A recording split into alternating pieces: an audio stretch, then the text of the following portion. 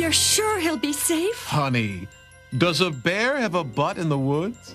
Before Jimmy Neutron was on TV, there was the movie. We all know that fact. And before the movie, there was the unaired season. What's up, everybody? This is Johnny2000, and I'm super excited to do one of my first cartoon retrospectives, Jimmy Neutron. Now, I've got quite an exciting lineup for you because as I was realizing and reporting on season 1, I realized that there was a secretly unaired season that is just as prominent to Jimmy Neutron's development as the movie and the entire series. So let's get started on this deep dive. So as we know, the pilot is essentially the movie, and then we have the series after that. But before that, we have a series of small shorts. It's very clear that this is kind of like a pilot product, like trying to figure out what the tone and how the show would go. Kind of like how the Fairly Odd Parents started with a bunch of little test shorts, this is kind of the same thing, where they tried Jimmy Neutron out in a bunch of different ways, and all of these ways ended up inevitably getting repurposed for the movies. Upon further research, I learned that these were kind of like placeholders before the movie to come out to kind of give context to Jimmy Neutron because they anticipated the show coming first and then the movie, but because of production issues, apparently they had to do the movie first, which is kind of cool because the movie serves as another kind of pilot. It's really clear that they're testing things out in this. We start with Runaway Rocket Boy, which is the most obscure because it seems the furthest from what we know as Jimmy Neutron today. It aired in September 7th, 1998, and basically it was a short that started the series, and they liked it so much that they made the film after this initial pitch. It feels more like a pitch video than anything else, and I have this little VHS cover of episode 1, and it's a little comical. Like, look at this little smug smile. It reminds me of Max from Max and Ruby. This is definitely not Jimmy's attitude for the rest of the show. Carl looks more like his father and a little bit more off-putting. I think it was more interesting when he got more nerdy. And it's very clear that this was kind of like the plot that would be recycled for the movie because it had some really high-stakes elements that clearly couldn't be done in just a single episode of TV. This episode's actually featured on the Confusion Fusion DVD in the special features. I guess there was even a pilot before this about Johnny Quasar, because that was initially the plan for the show, but this is like the mark of the beginning of Jimmy Neutron. And then Jimmy's dad gives like him advice, and it's actually really funny because it doesn't go anywhere. Because that's what rockets are. Rockets are flying things. Well, I hope this talk has helped. A lot of the scenes look a little bit emptier than I remember. The Goddard scene is definitely repurposed in the movie. So basically, Jimmy runs away after his parents ground him for launching Carl off the roof. Well, Goddard and I we're running away from home. Jimmy Neutron, you march yourself. That's how it's gotta be, son. Your mom and I are gonna miss you. In this, he flies his own rocket through a city, which is, last time I checked, Jimmy lived in a really, really suburban area with no city anywhere. And then, so Jimmy gets kidnapped by the Yokians.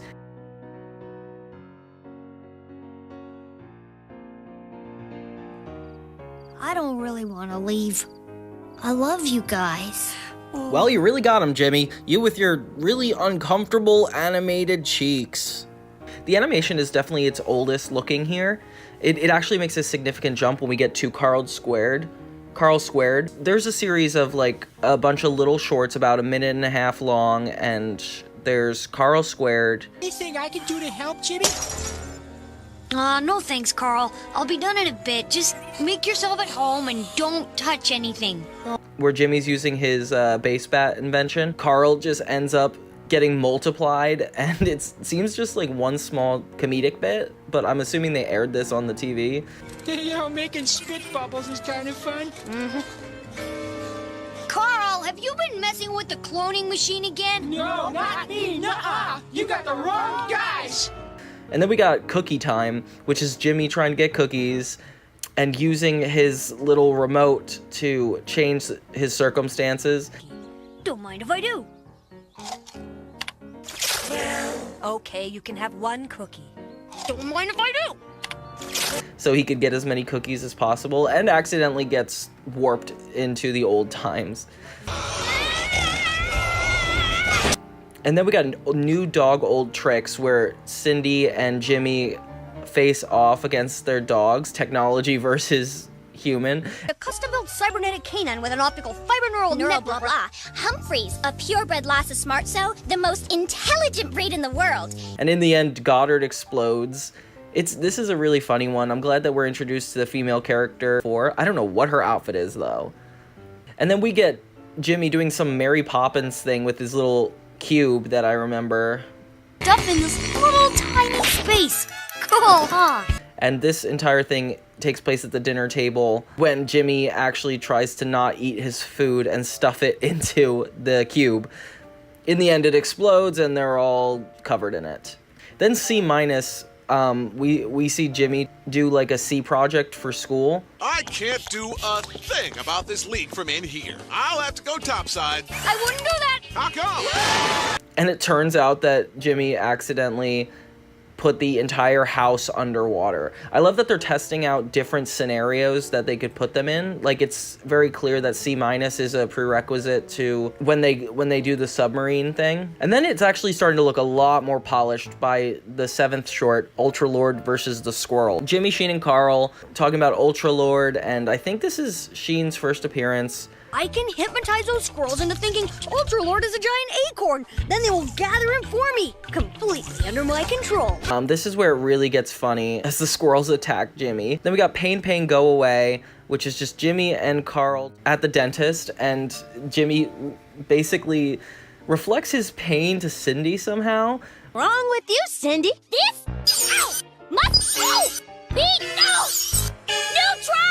Which is cool because it's like, that is obviously something a kid would want to do. And then Cindy ends up turning it back onto Jimmy by purposely getting hurt and hurting Jimmy. And then we get Calling All Aliens, which is kind of like a mini series of a bunch of 1-minute shorts that take place after one another, where each segment ends on a "to be continued," and there's like this voiceover guy.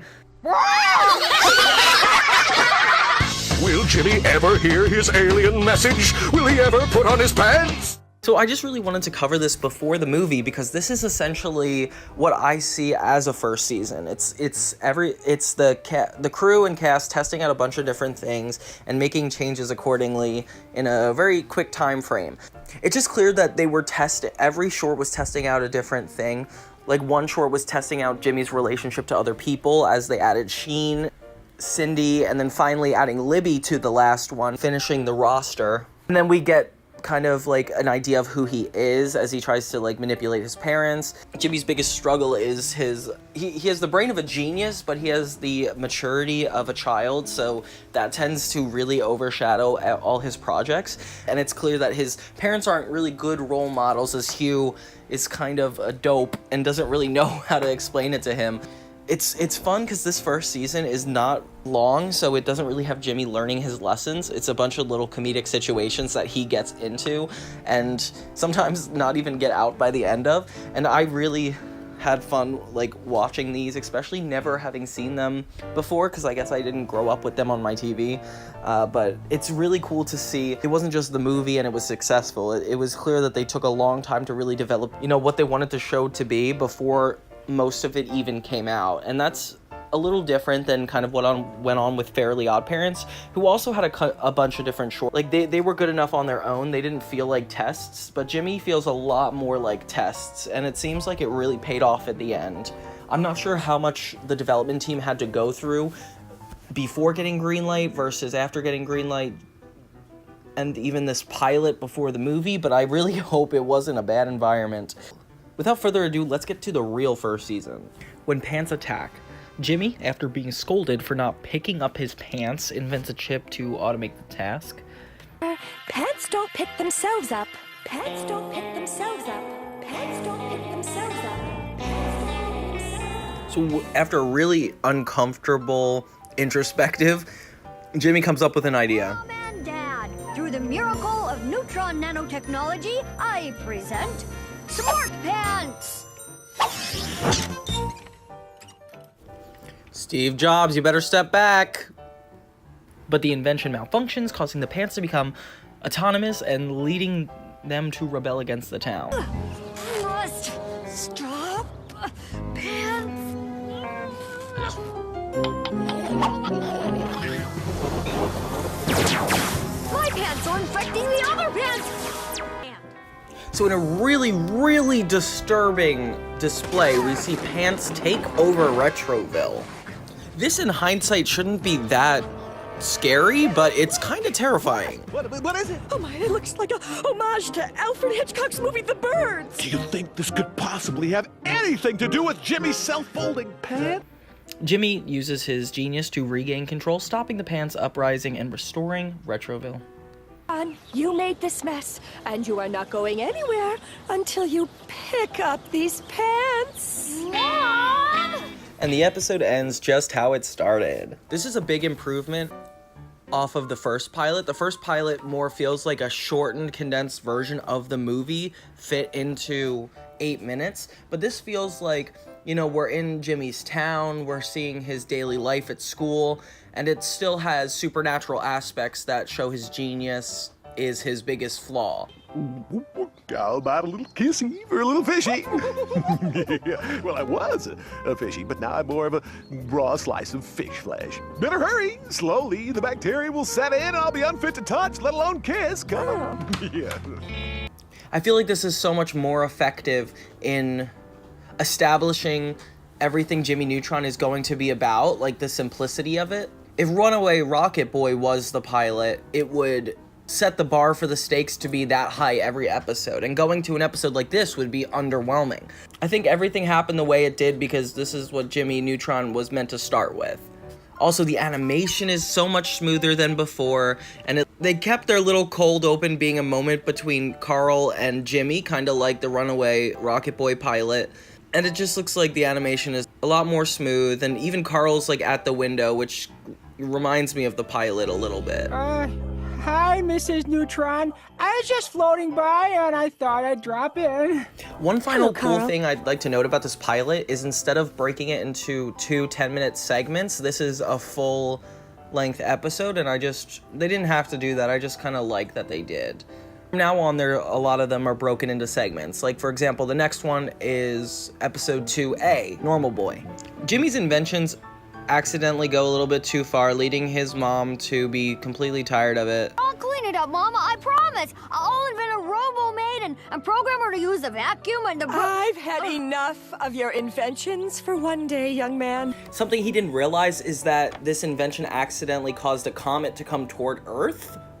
Jimmy states that it is a heavy burden being a man of science and decides that maybe it's best that he uses his inventions to make himself not smart anymore. I just want an average, ordinary, nothing special brain. Like you guys. Although if anybody said this to me at all ever, I'd be pretty annoyed at him, not like Carl and Sheen in this moment. Turn it on, turn it on. Initialize brain drain. Jimmy says that if he doesn't like it, he will just go back to his normal brain, which I'm going to tell you right now, he does not account for the fact that he will not have a normal brain. So in a humorous montage, we see how Jimmy has changed from a smart genius to somebody who forgets his nose is there. My nose! My nose! Give him his nose back, Sheen! And of course, over time, it starts to affect his normal everyday life. But when they realize that the meteor is actually putting them in danger, they need Jimmy to be a genius again. So Cindy spearheads this experiment and gets Jimmy his brain back, and he is able to use the rocket to stop the comet from killing them all? Okay, I think we should stop now. Okay, so now episode 2B, Birth of a Salesman. So Jimmy actually makes this really cool invention, gum-shaped like a book that once you've chewed it, you have understood the book, which would really have helped me in school. And then conveniently, Miss Fowl announces a candy-selling contest that, of course, Jimmy and Cindy go head-to-head against each other on. Be the best salesperson win. Don't worry, she will. And of course, somehow Cindy is so good that she even manages to sell to Jimmy's parents. Hey, Jimbo! We just bought some candy from that cute little Cindy Vortex. After Jimmy's candy selling skills, he realizes that he's not capable of selling this candy, so he decides to make a sales bot invention. Which, tell me this guy doesn't look like he's like taken straight out of a horror movie. You look absolutely fabulous. Yes, I agree. It is beautiful out. I don't want to buy nothing. The android starts selling everything in sight, including Jimmy's possessions. spiraling out of control. But you can't just... How much do I hear for this strapping young lad? Large of head, broad of brain. I'll give you 25 cents. And then Jimmy deactivates the android and finds a more straightforward way to handle the contest. It's a tie! Jimmy Neutron and Cindy Vortex! So I guess you'll just have to go to Retroland together! I demand a recount! And that concludes episode 2B. Now we're gonna go to episode 3A. You guys may remember this one. It's also pretty disturbing. Brobot. Jimmy and... Sheen, do you want to play some baseball? We can use Goddard as a pitching machine. Can't. Must play Ultralar versus Robofiend. Mom, Dad, I want a little brother. Jimmy! Jimbo! Baby making is very complicated. Can we have a TED Talk hosted by Hugh Neutron on how to make a baby? Baby making is very complicated, believe me. Dad, it's not complicated, really. Well, you don't know It's it. basically conception, right? Then the 9-month gestation period. Jimmy invents a robot brother because his friends are too busy for him. So when he invents his new brother, he's obviously surprised at how hard having a brother could be. Jimmy! You're naked! In the tub! Brobot becomes increasingly annoying and oversteps his boundaries in Jimmy's life. But for some reason, his parents are super in love with him, which is so funny. Brobot's got toothpaste all over his face. Oh, this could be our Christmas card. Jimmy scooched out. Brobot, get in front of Jimmy. Jimmy attempts to get rid of him the old-fashioned way. And when that doesn't work out, he decides himself that he needs to deactivate him. De-wadding me? Well, I'm turning you off. But then we can't play anymore.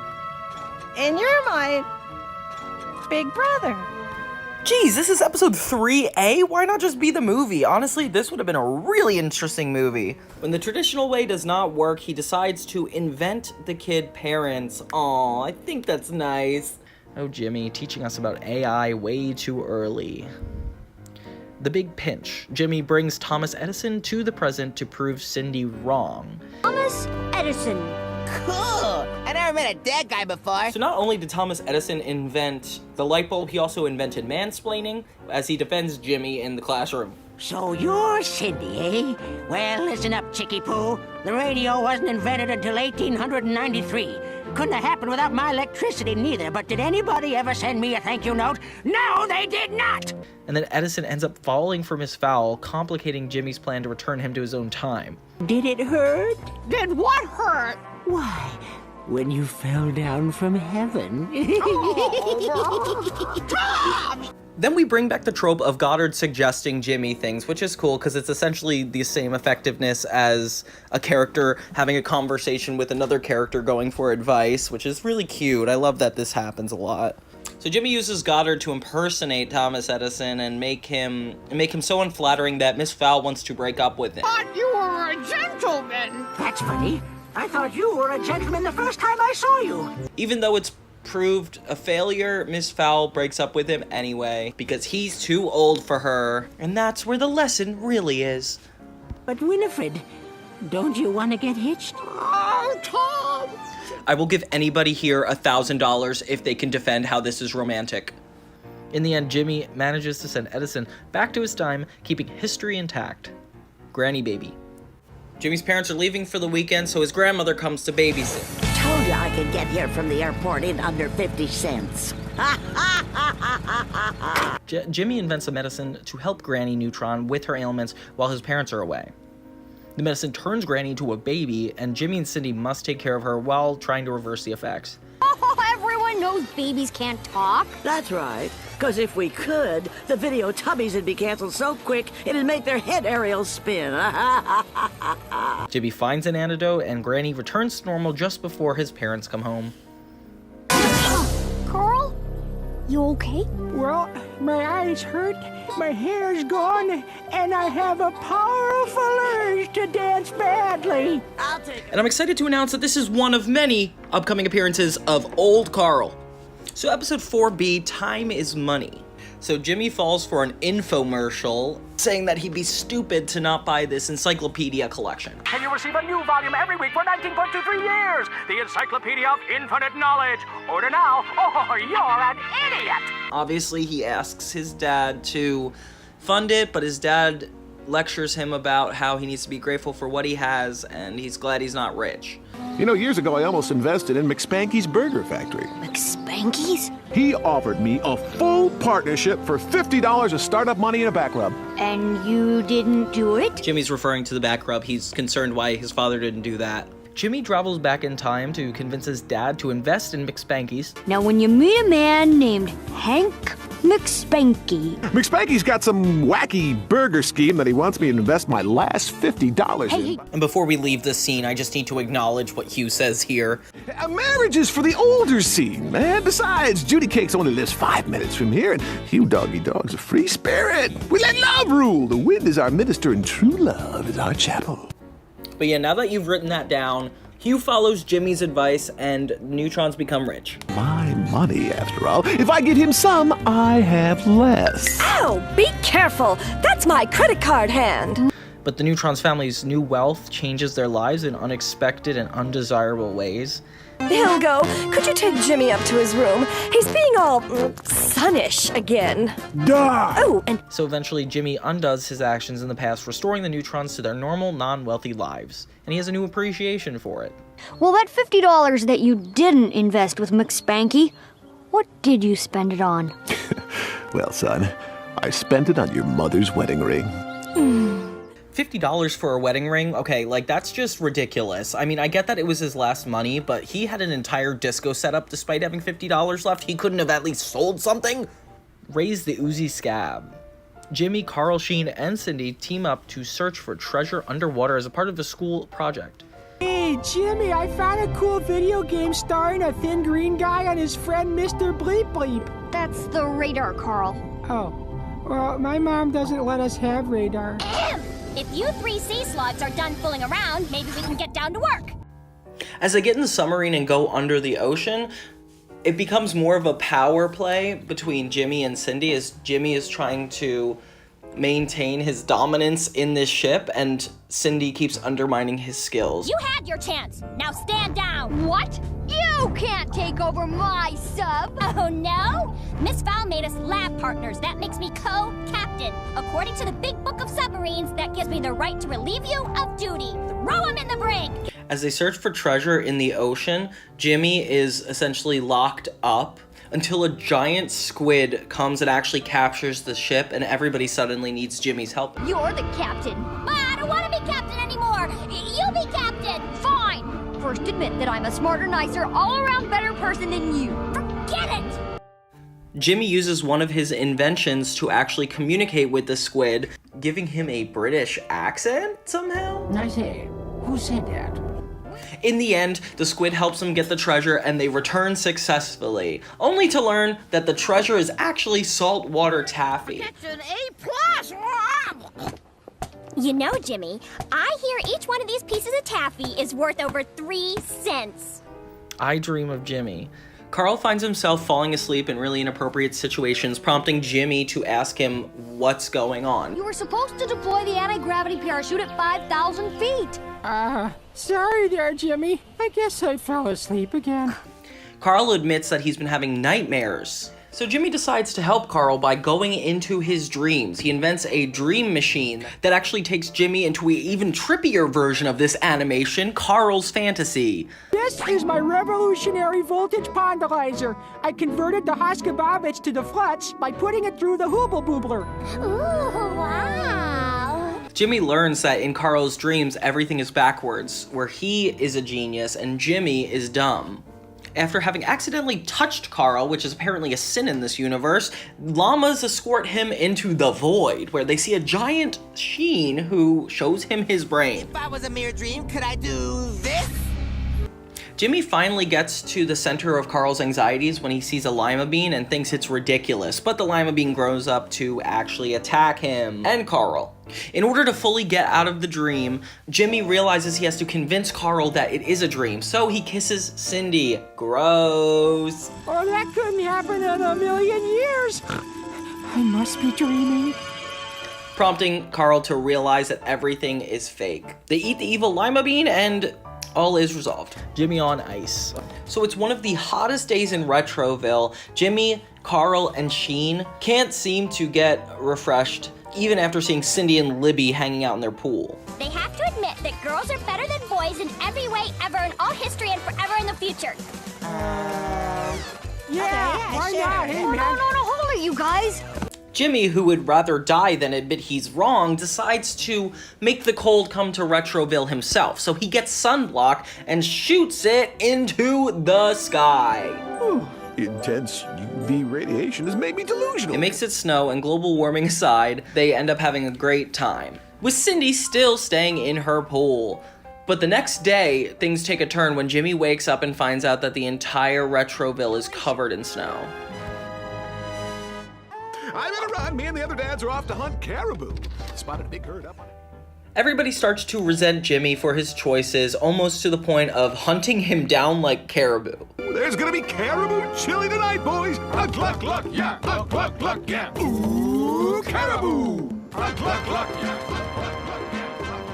Jimmy has a brain blast that perspiration will fix the problem, so he gets Carl, the candy guy, and some random extra to sweat off enough for him to spray into the skies, making everything normal again.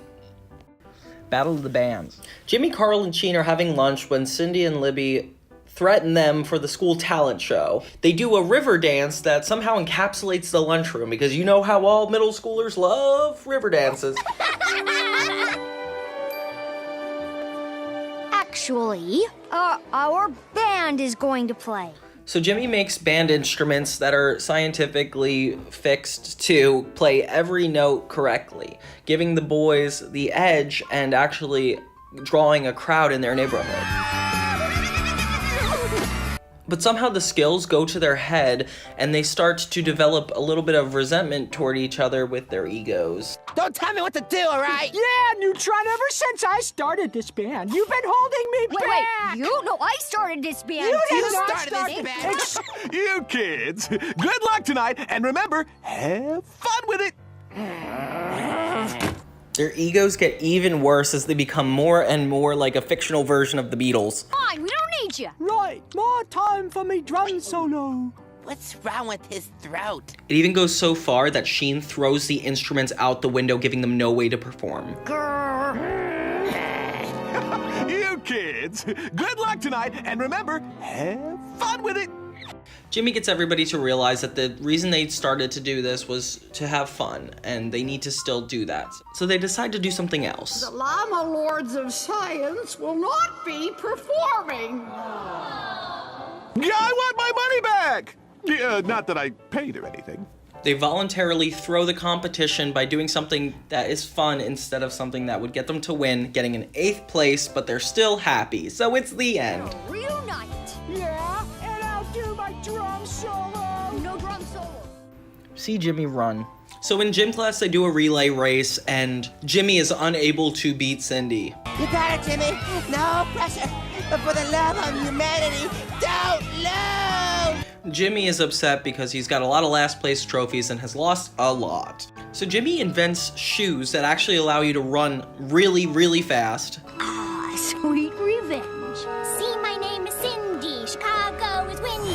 Mario and Draggy won the 500 Indy. So after a lot of failed attempts to get off the shoes, including running up a building and begging his friends, Did you hear something? Yeah, no, not if you didn't. Definitely not if you didn't. Great. They can't see me or hear me. Jimmy finally decides to get on a really spinny ride at a playground. He finally gets the shoes off, but ends up becoming gelatin. And the episode ends there. By the way, that wasn't a ghost. It was me. Trading faces. Jimmy invents something that could actually read your brain, and he shows it off to the class, but Cindy ends up embarrassing him because of it. I now present the musical stylings of my brain. Jimmy realizes that this is the perfect use for the invention, to figure out Cindy's schemes before she acts on them. My fingers look like little pink plums. If I use headphones, Cindy'll never know I'm reading her every thought. Jimmy may be a genius, but I definitely think if you point an invention that size at somebody, even with headphones, it would still be a little obvious. Jimmy tests out the invention by doing the head-on communication approach, where he directly asks Cindy if there's something up. To see if you had any special plans to humiliate me tomorrow. Oh no! Don't tell me. But lightning strikes and the invention actually causes them to switch brains Freaky Friday style. Where is my room? And what happened to my puppy pink nail polish?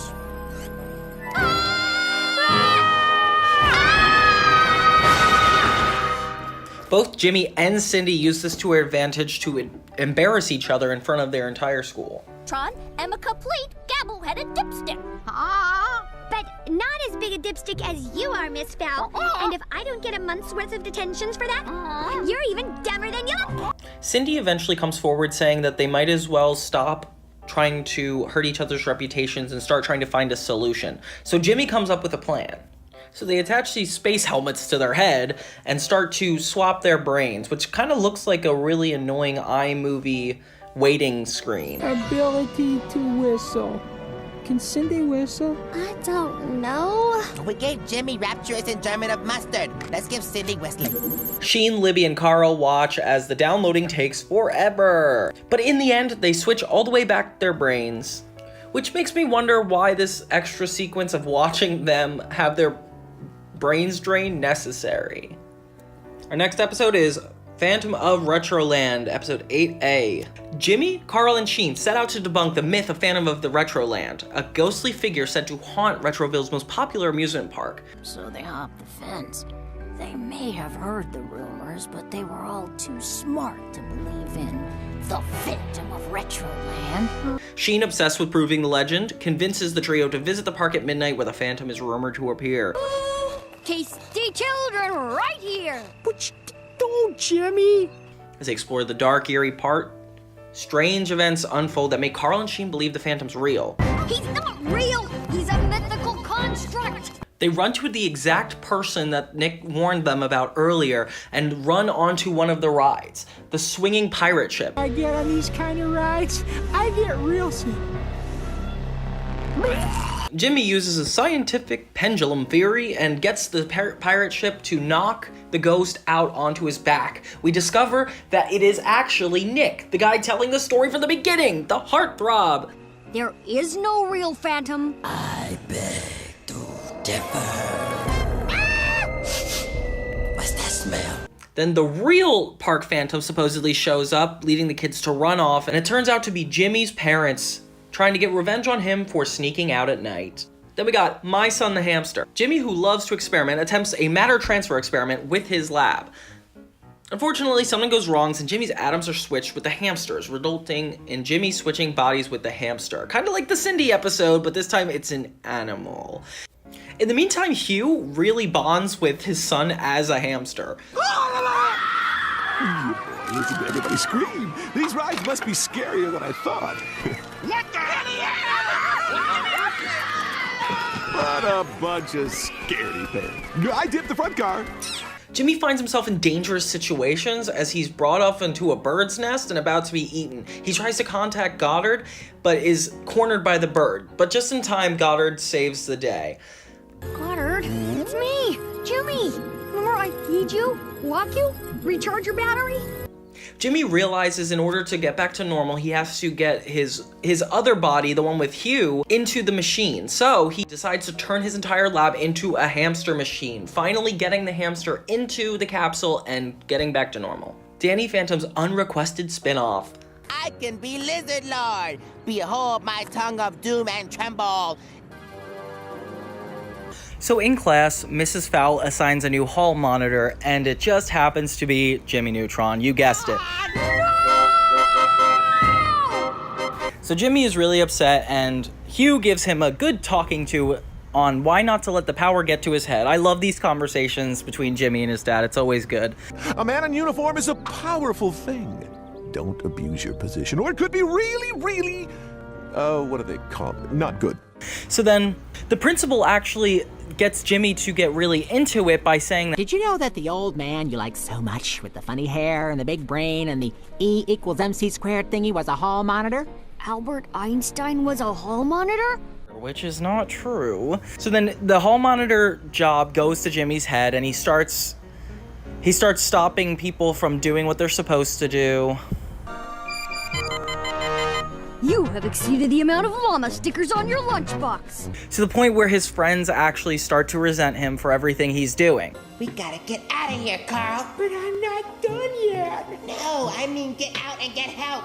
Neutron, you're out of control. I'm making a citizen's arrest. I want a public defender. I want my music. I want my mommy. Eventually, Jimmy looks back at himself and realizes that his power has gone to his head, alongside with the principal realizing that Einstein actually wasn't a hall monitor. A man in uniform is a powerful thing. Hi, Sonny. Jimmy decides to resign, and all is resolved.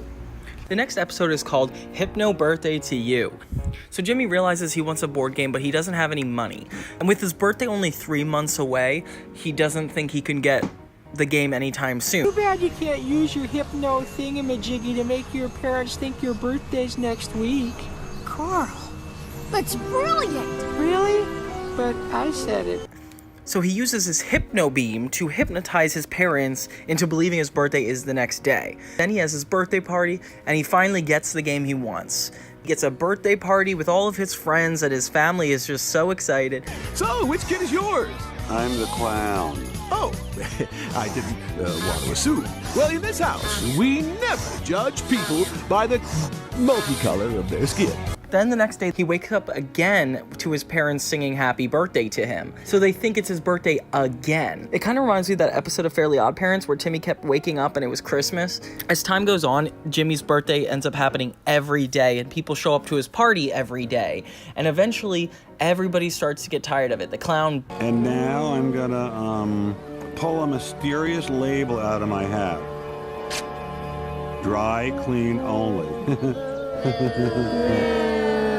And eventually the clown even breaks the hypno beam, and he gets stuck in his birthday. Is it okay if I don't have a birthday party today? Well, of course you're not having a birthday party today, Jimbo. You're going off to college. They even let the clown move in? This is the life. Say, could you teach me how to get my hair in that ridiculous shape? We find out that the parents actually were broken from the hypnotism when the hypno beam was smashed. And Jimmy's parents were just messing with him to teach him a lesson, which they do quite often. Next episode is Crunch Time. So Jimmy tests out these doors on Carl to test what people are attracted to. And when the one door electrocutes Carl, he realizes that makes him not want to go in. Then we have the first episode where the boys go to the candy bar. Carl, Jimmy, and Sheen actually have a hard time deciding which kind of candy to get. Jimmy... I wish there was a candy that had all the best tastes. Yeah, it'd be sweet and sour and nutty and gummy and creamy and Donner and Blitzen. A mega This candy, inspires huh? Jimmy to experiment on one of his own candy and actually create something that they would all enjoy. So Jimmy creates this really tasty looking candy. And suddenly it is the best candy ever, and the kids in the school start to crave it. He just happened to be in the neighborhood. Yeah, you got any candy? I'm making some now, but I told you, it takes a while. Everybody craves it to the point where they start kind of acting like dogs and trying to suck up to Jimmy so they can get more of the candy, even his parents. Hey, Jimmy! Down with Jimmy! I can't believe I'm saying that about my own son. That candy is just too darn good. Don't talk, chant! Down with Jimmy! Down with Jimmy! This goes so far as to the candy bar even being shut down because of how in demand his candies are. The only way to stop the craving is to take the door shock method and put it in the candy. When people eat the candy, they'll get shocked and not want it anymore. That last batch was delicious. Also incredibly painful. Hey, do you guys smell smoke? I can't feel my face. Substitute creature. Jimmy makes a 64 million-year-old spinach as a part of a class assignment where everybody brings in a plant, which I don't remember doing when I was in middle school. This one got 2 hours of classic R&B a day, while this one got 2 hours of yodeling to the oldies. Nobody likes Jimmy's because it's a little gross and stinky, so he uses an invention to advance its age even more. But then his plan actually eats the teacher and turns Miss Fowl into a monster. I'll take this roof, young man. You can have it back after class. Suddenly a giant green Miss Fowl is attacking the town kind of King Kong style, and all the kids are freaking out. And even the army gets involved. Green woman marauding through Retroville, sir. Thank you, Captain, but I'm looking for a shorter woman. One who enjoys long strolls in the park and yodeling to the oldies. She's not looking for a date, sir. She's terrorizing the town. Is there a difference? Little levity. Call in the military. Eventually, Jimmy realizes that his shrink ray might be the thing to stop it. So he puts it in a toaster, shoots it at Miss Fowl, and shrinks her back down to her normal size. In the end, Carl eats one of the seeds and becomes a green monster himself, ending the episode. Then we have safety first. So Jimmy's being bullied by this guy at school, so he decides to bring 2 lunches so he doesn't have to lose one of them. His friends out him in front of the bully, and he's once again lunchless. Cry and beg for mercy? No! Put science to work. Worried about his safety, he decides to invent something to help him against this bully. So he creates overprotective little nanobots with their own distinct personalities, red and yellow, and they fly around in a flying saucer to protect Jimmy throughout the school. Would you like to comment on this? He got what was coming to him? Very good. Have a cookie. Oh, thanks. But eventually the nanobots get a little too protective and start to hurt people that aren't harming him, like his friends. The rest of us aren't even fit to wash your underwear. Eventually, Jimmy realizes that self-harm is the solution, so he starts punching himself. We can't get him. He's him. What do we do? You tell me, Captain. I'm just a stewardess, We remember? don't know whether they're supposed to protect him from him or stop him from him. How come you get the parachute? Quiet, or I'll detach my ankle. They decombust, and Jimmy is scot-free. Sounds like our Jimmy has his eyes on a little mamacita. Then we have Crime Sheen. I love the title of this. So basically, Sheen loses Ultra Lord when he's at the park one day. Hey, Jimmy, if you just asked me, I'd have lent you some stupid-looking clothes. So Jimmy decides to play protective and actually help him track down who was at the park that day that could be a suspect. Cindy and Humphrey, Jimmy's mom, a cute little squirrely, and Nick. As he goes down to different people in Retroville, including his mom, Cindy, and more, he uses a lie detector to try to figure out the culprit. I ran home to get my rubber gloves, but your father wouldn't let me have them. A likely story? What would Dad possibly want with your rubber gloves? Hey, boys, look at me. I'm Cocky the Rooster Man. Cock-a-doodle-doo, cock-a-doodle. In the end, after hearing all the stories, we find out... Too bad it's $53. $53? What a coincidence! That's how much this particular Ultra-Lord is worth. Really? Well, then I should totally steal it. I never said that. You might as well have. that it's none of them. And then they look into the tree to find out that it is the squirrel who took it. And they took it just to praise it. Like, I guess they're Ultra Lord fans because there's a whole shrine to it. And that's the end of that episode. Okay, then we got Journey to the Center of Carl. So basically, Jimmy uses a sick patch to get out of school, and his parents fall for it. So everybody corners Jimmy because they want a sick patch too. Suddenly, everybody in Retroville is using these sick patches to get out of school. This is terrible. Teaching is the only thing that keeps me alive. In order to get the solution to the sickness, they decide to go into Carl to find a solution. Jimmy, is this legal? In some states, depends what you mean by illegal. And when they find the solution inside Carl, they all start to get attacked by these giant germs. And the germs are very trippy, and I remember them so vividly for some reason. Take it, Shane. Take it. But I'll pack it, Shane. Try something else! What am I, a three-ring circus? That's all I got! To get away from the germs, they try to get away from the germs and try to get out of Carl. They decide to get him to sneeze so they could fly out. Once they fly out of Carl, everybody in town gets the remedy and are healed. No more leeches, Mama. No more leeches, Mama. No more leeches, Mama. It's so good to hear Now in the episode Ag Wilderness, takes Jimmy on a trip, but Jimmy blackmails his friends so they could come too. Why do we have to go camping with you? Because if you don't, I'll be forced to publish these photos of you guys playing with Pomona Beach Debbie dolls. Although the rule is no technology. So when they get to the camp setup, they actually get lost. This is the 4th time we've been through this bog. Dad, I think we're lost. Lost, are we? Oh, no. But it turns out that's where Hugh wanted to set up the camp anyway. So Jimmy brings his technological cube that actually makes camping awesome and appears like a fireplace and a couch to relax on, and a hologram butler. May I suggest for the young masters a 72 purple flurp with a plate of hot wings and a video game? Are these outdoors great or what? And then Hugh gets really angry and breaks everything. Our camp! Our equipment! Everything! Hugh decides that they have to leave, but then they get lost and give up hope. The camping trip is interrupted when a bear starts to attack the campground.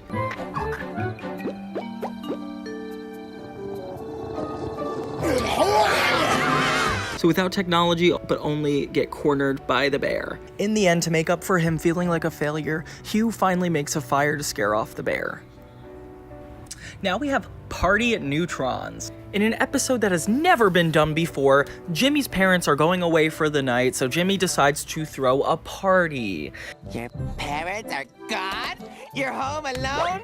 They won't be back till Ultra Lord knows when?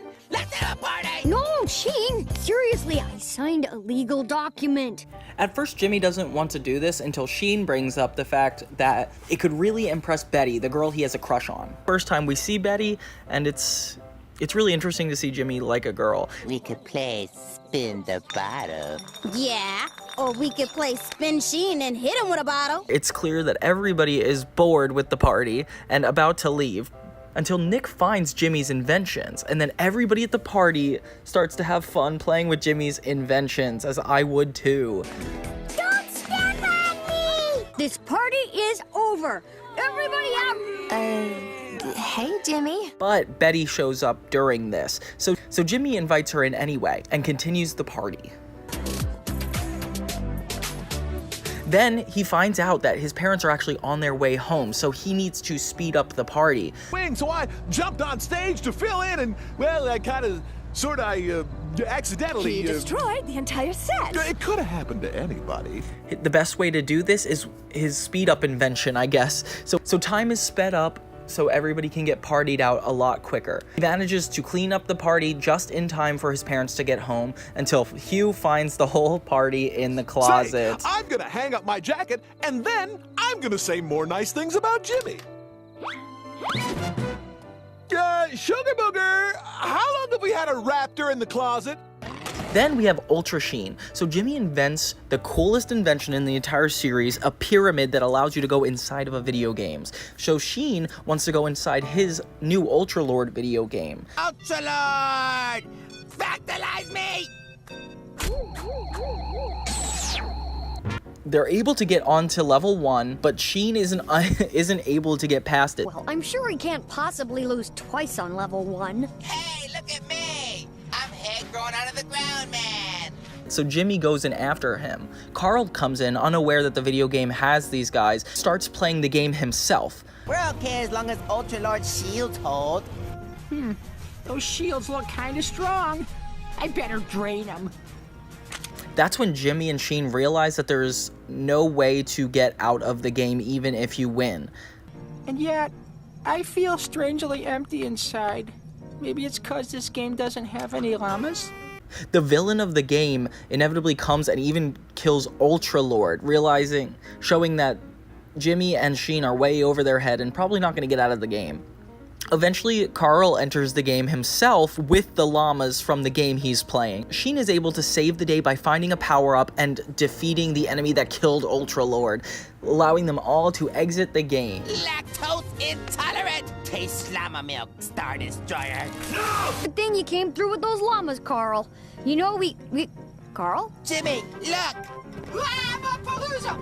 broadcast blues. So basically, there's a broadcast TV coming to Jimmy's middle school. The principal announces that all the kids are going to be able to pitch, and Jimmy is the only one that's excited. Join us now as we voyage into the unknown on Science with Jimmy! Yay! Hey-oh! That's enough, Carl. Sorry. So Jimmy pitches Science with Jimmy, a show where he teaches an educational science class, I guess. He puts it on and it becomes a massive flop. We've decided to retool the format to make it kind of remotely interesting. Really? So instead of canceling the show, the principal decides to allow Cindy to bring in her idea with Jimmy. What happened to my set? Do you love it? Funky jam dance party? With some science. You said you were only going to make some tiny changes. And they... So the two combine Science with Jimmy and Cindy's show.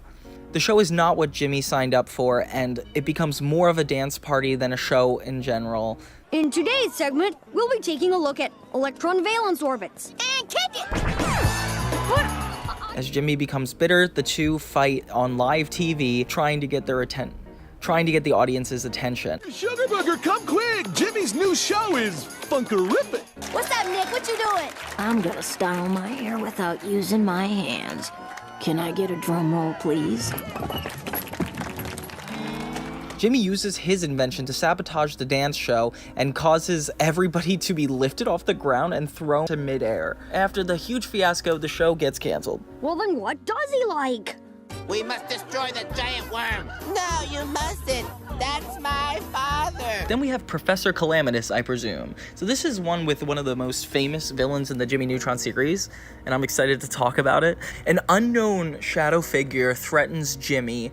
Miss Fowl explains to the class that there was once a student that could never finish anything, and that might be the kid that's threatening Jimmy. Wonder why he's returned. Carl! What? I don't know! Meanwhile, a giant robot, which presumably is Calamitus, shows up to Jimmy's house, and Hugh thinks he's working for them. The chimney sweep! Oh, that's just grand, like the guy in the movie. Do you sing and dance? That costs extra. It always does. So he shows him around the house, and Calamitus is able to kidnap Goddard. Goddard's been dog-napped. By a big, giant, scary chimney sweep. Man, that would make one sweep. Jimmy manages to track down Goddard, leading to a trap set up by Calamitus. Hello, Jimmy. Please allow me to introduce myself. I'm... Upon meeting Jimmy, he comes out of the suit to reveal he's a short king. Jimmy claims that he's never finished a project, so how did he finish the robot suit? To which Calamitus admits that he did not put in a bathroom. Fast, as you were smart, eh? So now begins the destruction of your wall of steel. Jimmy ends up finishing one of Calamitus's projects for him, but it inevitably allows him to break out, so he gets away. But Calamitus follows him, and Jimmy actually has to have a brain blast that allows him to realize that him not being able to finish anything actually works to his advantage. Officer Tubbs, man that bathroom. Thanks. Don't mind if I do.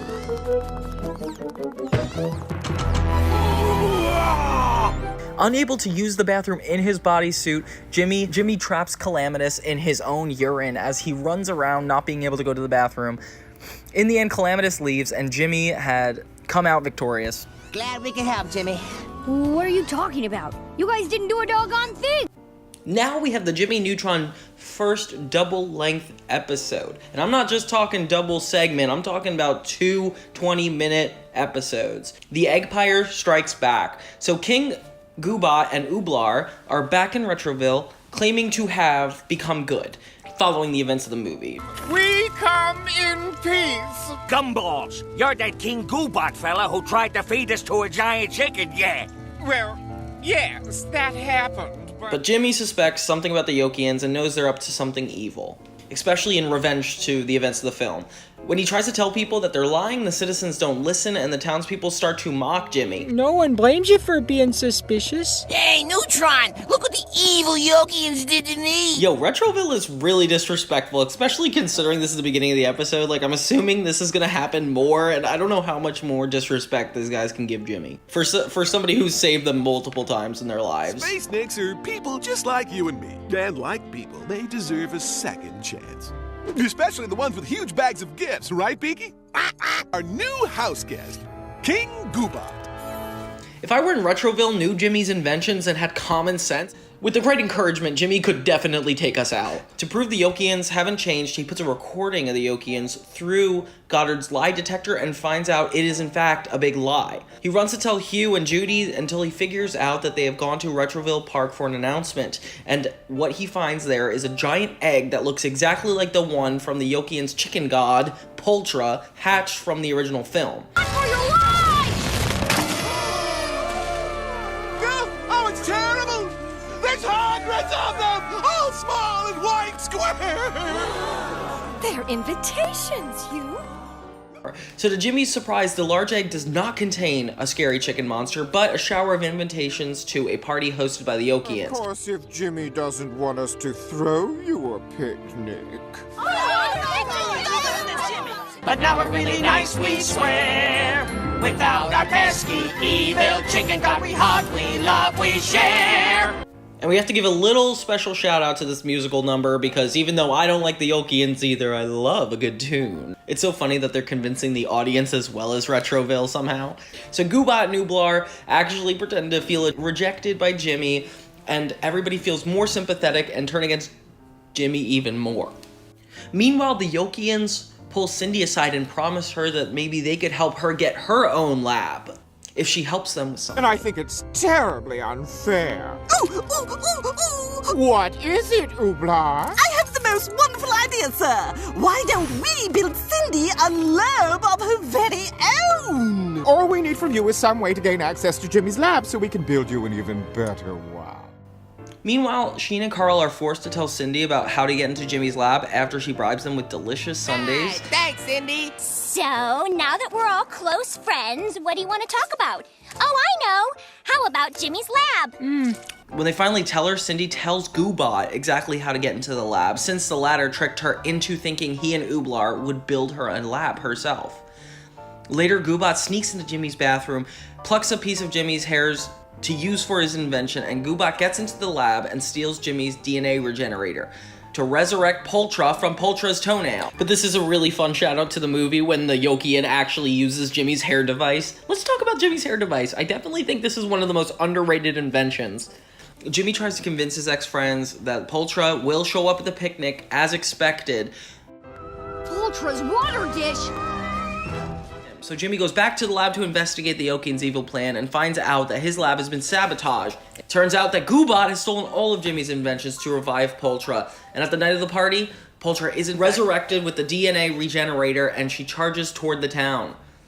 Jimmy rushes to the picnic to tell everybody to run for their lives, that Poltra is about to attack, but everybody still thinks he's lying, dismissing his warnings. However, Cindy, upon realizing it's her fault the whole town is doomed, gets up on stage and stands up for Jimmy to get the citizens to re-ally with him. Jimmy did save me from being a giant freak woman. The citizens decide to trust Jimmy again and listen to him, although Principal Willoughby remains skeptical and tells everyone he is not believing a word Jimmy says until he sees evidence. Thanks for your support, bro. Ultra, along with Goobot and Ooblar, actually arrive at the picnic and are spotted by them. Booger, I found your shoe. It was over at the... Poltra! A long time no see. You know, this might be a good time to tell you I taste awful. I know I look quite delicious, but I'm really kind of, well, not gamey. Have you ever had rancid pork? With all the help Jimmy can get, he saves the night by using the fact that the chickens can't. They help Jimmy by luring Poltra to drink a large tank of soda and eat a dummy made of what is essentially Pop Rocks, which both Cindy and Libby sew together. When Poltra eats the dummy, consumes the entire tank, she cannot release the excess gas created by the candy and soda, so she rubs her belly in pain and explodes due to build-up pressure. Everybody cheers to Jimmy, take off in a huge rocket. Ooblar reveals that the gifts the Yokians gave everybody were actually Octavian Weasel Vomit And King Goobot promises Jimmy this is not the last time he'll see of them.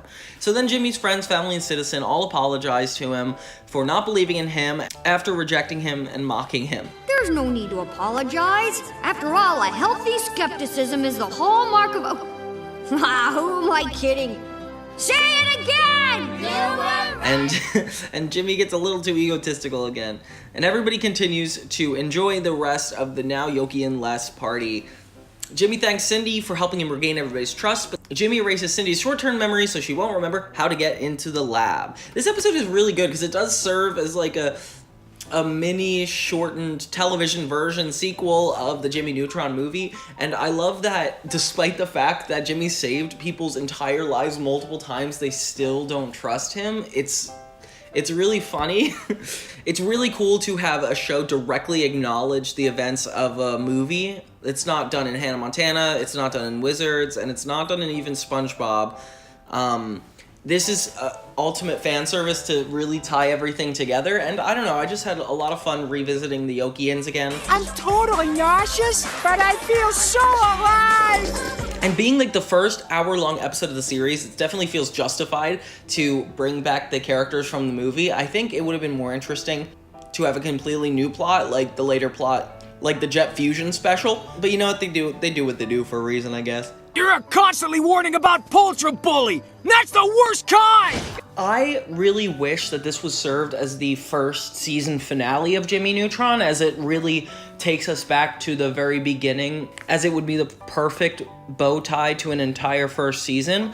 But yes, sirree! I think this is the beginning of a beautiful friendship. And I want to say I understand why they didn't, but I really don't, honestly. I really wish they were a little bit more organized and completionist with this season, which would have been great to end on the Eggpire Strikes Back, but it wasn't. I mean, kids' cartoons are a certain way, I guess, in production.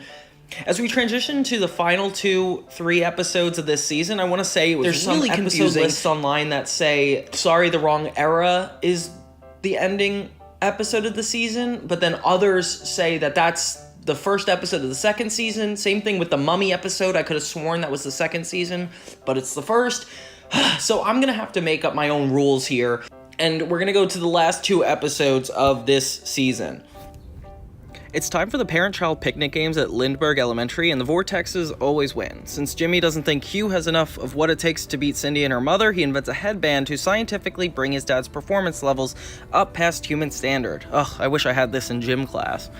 There's no I in team, you know what I mean? You mean we should sublimate our individuality for the good of our combined effort? You will? No, I mean there's no letter I in the word team. There's never a wrong time for a spelling lesson, son. Incoming! Jimmy's dad actually becomes really athletic and really good at the games, bringing them to first place. And I didn't say go. I didn't say go. Not yet, not yet, not yet.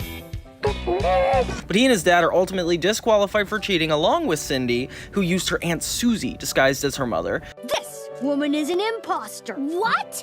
This is my mom! She has a zipper on the back of her neck.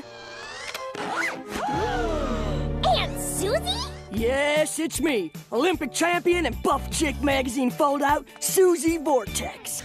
In fact, after Team Neutron and Team Vortex are disqualified, it turns out that every other parent-child team in the competition did something worthy of disqualification. Everybody cheated except for Carl and his father, Ebenezer. Go! Wait! Hold it! We have a winner! Who were in dead last in every category, but they win because they're the only ones who haven't cheated. And not a single injury. Ow, my foot! Ow, my neck! Now we have Sleepless in Retroville. So Carl and Sheen come over to Jimmy's house for a sleepover, bringing a llama movie and Ultra Lord marshmallow balls. I don't know. I remember my first sleepover. The games, the practical jokes, the crying for my mommy. Cute, that was our honeymoon. So Jimmy unveils his new invention, the Slumbertron 9000, which makes delicious pizza, deploys pillows, and tells scary stories. Hold up. Do you mean terrible like lousy or terrible like scary? Scary. Got it. Jimmy's parents decide to let them have their fun and not check in on them too much, which is a green flag, I guess. So after Carl presses all the buttons, it causes the machine to malfunction, combine. I want pizza. Love, Carl. Maybe if I just push everything. Pizza, Dr. Dark, and a pizza monster. So Jimmy can't erase the pizza machine due to the machine crashing. They run away and have to hide from this giant machine. Everybody remembers this episode from what I'm concerned, and it is very terrifying. The machine spits out 3 pillow monsters that actually attack them. They run away.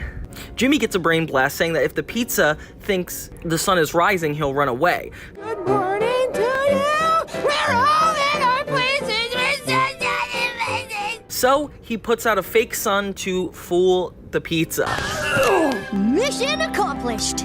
If only he'd used his anchovies for good instead of evil. His wife wakes up when he screams and calms him down, saying there's no such thing as children. The end. Next we have Make Room for Daddy-O.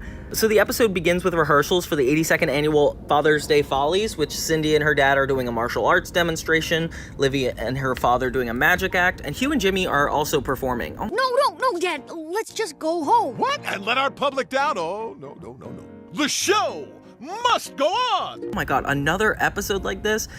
Not wanting his father to humiliate him, Jimmy disguises his dad's personality to be cooler. In his lab, he invents the neutronic de-dorkinator. Oh, Neutron. I hear your dad's act is basically the total opposite of me. Hugh comes to the candy bar to pick up Jimmy, but this time, the de-dorkinator has actually taken full effect, and Hugh is now cooler. I've seen this movie. Something really bad happens, but I can't remember because I closed my eyes. He performs a song.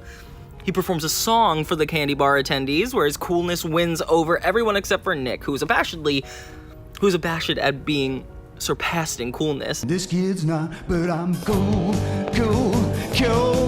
as can be. He sang to me.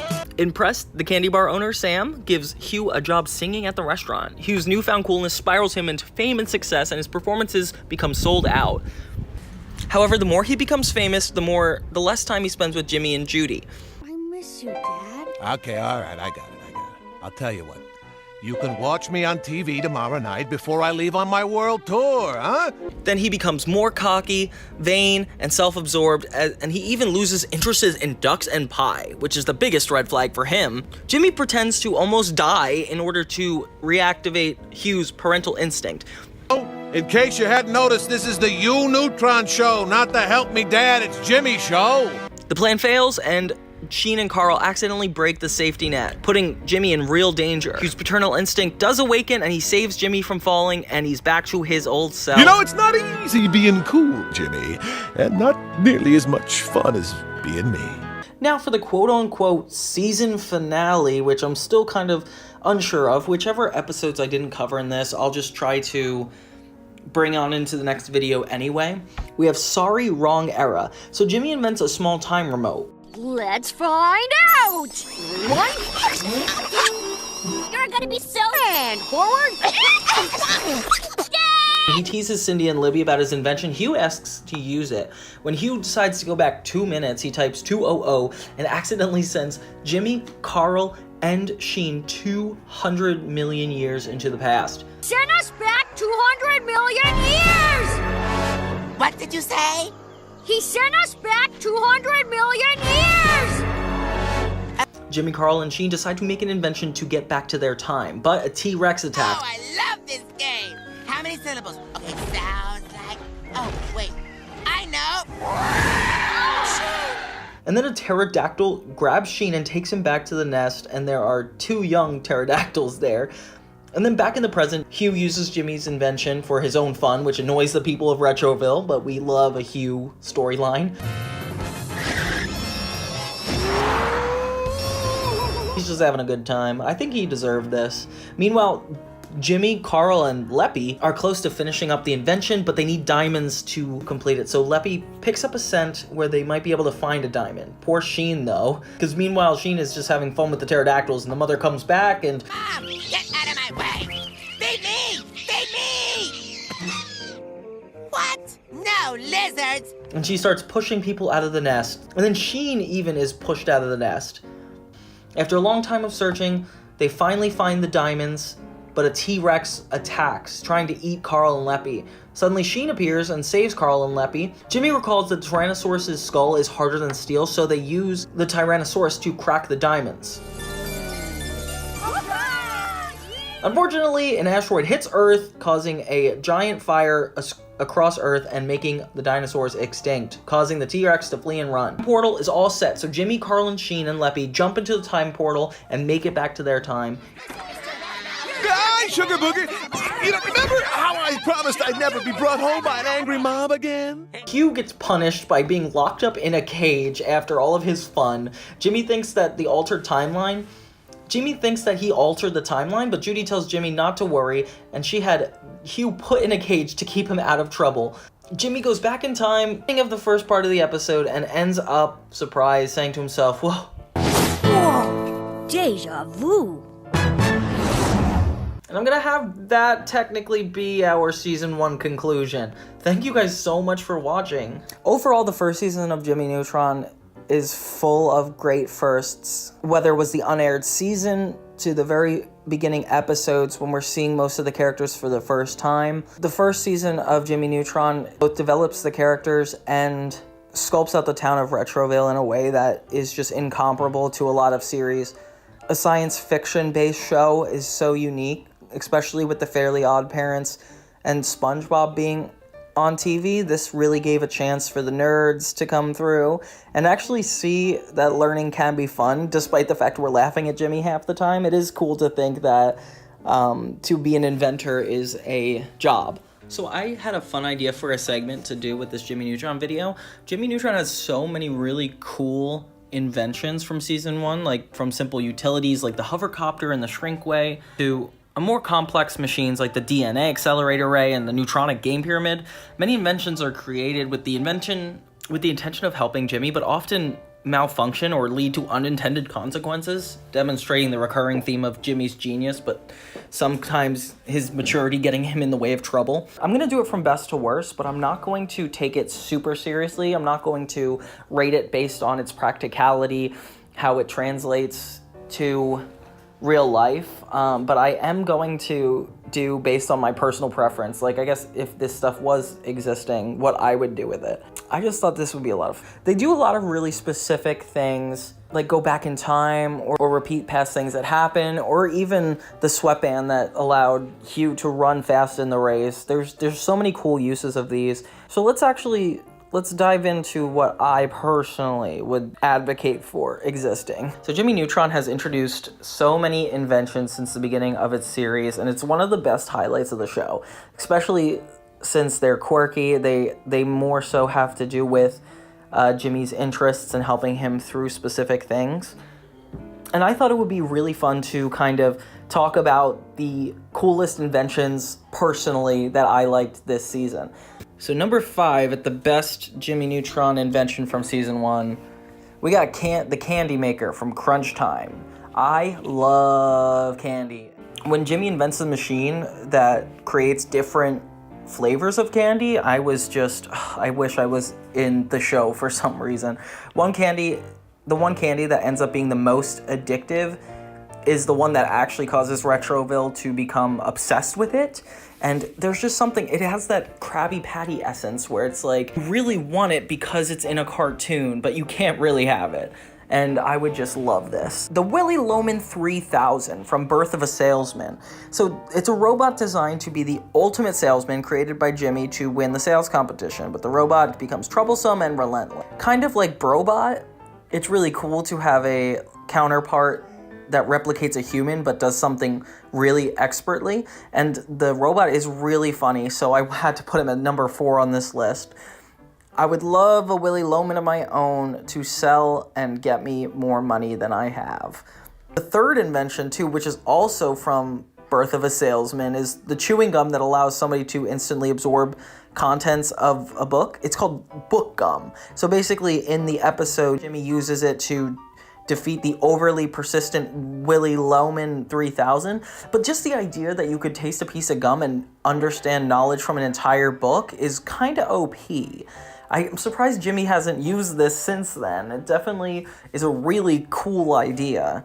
Okay, then number 2, we got the hover car, a vehicle that Jimmy uses to travel around Retroville and beyond. It's one of Jimmy's most frequently used inventions. I just want this so bad. It was introduced in When Pants Attack, and it was used all throughout the series. It just looks like such a cool vehicle, and just the fact that Jimmy can't drive, but he could use a hover car, I don't know, that just seems really cool to me. So I put this at number 2, the hover car. Then at number 1, from the episode Ultra Sheen, we have the Neutronic Game Pyramid. It should be no surprise that I put this as number 1, because I would just love to go inside of a video game. It stinks that Jimmy Neutron doesn't have a lot of great video games based on it, but the episode based on the game is really cool. In the episode, you know, Sheen gets taken into the video game and Jimmy goes in with him. But like a gaming system that allows, I don't know, it's just a really cool idea for an invention, and if I had that, I feel like that would be the most useful invention to me, at least. Now I kind of want to talk about the most pointless inventions this season. So this is just not going to be in any particular order. We're just going to talk about it. We got the Hall Pass Authenticator. I'm just thinking, like, how often in life would we need to use a Hall Pass Authenticator? Even for the people in school. Like, some schools don't even have hall monitors. It's from the episode Hall Monster, where Jimmy becomes the hall monitor, and it's a device that scans and verifies hall passes to ensure students are where they're supposed to be. Even if this did exist, did somebody have the desire to instill this rule that much?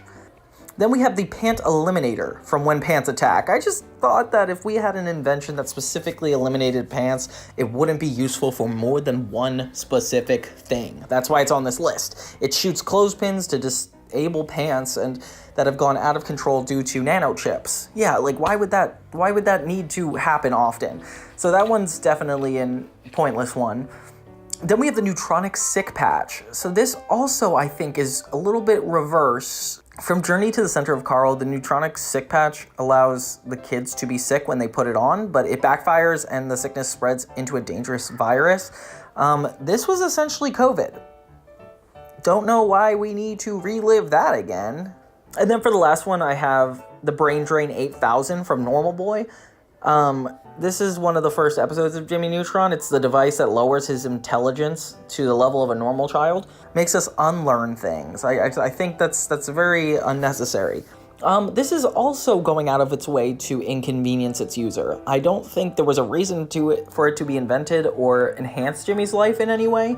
I mean, he loses his inhibitions, which kind of makes sense. I don't know. I think this is definitely not a necessary invention either. But yeah, I would love to know if you like this segment. If you want to hear more about Jimmy's inventions, we could definitely do this in the second season retrospective. And I had a lot of fun with this.